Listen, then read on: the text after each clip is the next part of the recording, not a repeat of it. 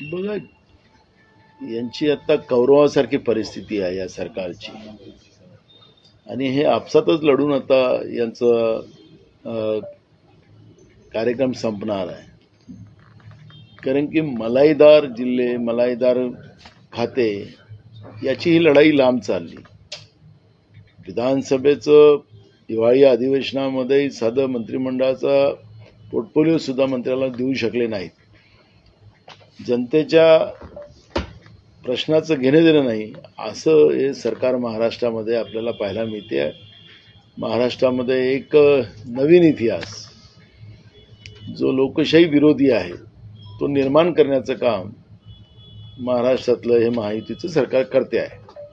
त्यामुळे मला असं वाटतं की यांचे पोर्टफोलिओ कसे झाले, त्यांची आता उद्या पालकमंत्र्यांची काय कोणते जिल्हे घ्यायचे त्याच्यातले भांडणं, त्यामुळे याच्यामध्ये पडण्यापेक्षा हे जे आम्ही वारंवार सांगतो आणि विधानसभेतही त्या दिवशी आम्ही बोललो की मार्कंडवाडीमध्ये सरकारच्याच माध्यमातून तिथल्या जनतेच्या मागणीप्रमाणे बॅलेटवर मॉकपोलिंग केलं पाहिजे.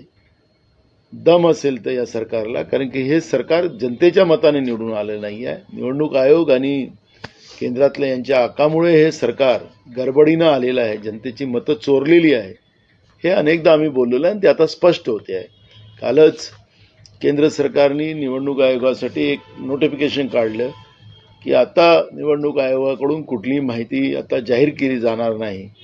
याचाच अर्थ दाल में काला आहे आणि लोकशाही संपुष्टात आणण्याचा जो भाजपचा प्रयत्न आहे त्याच्यात ते पुढे चाललेले आहे.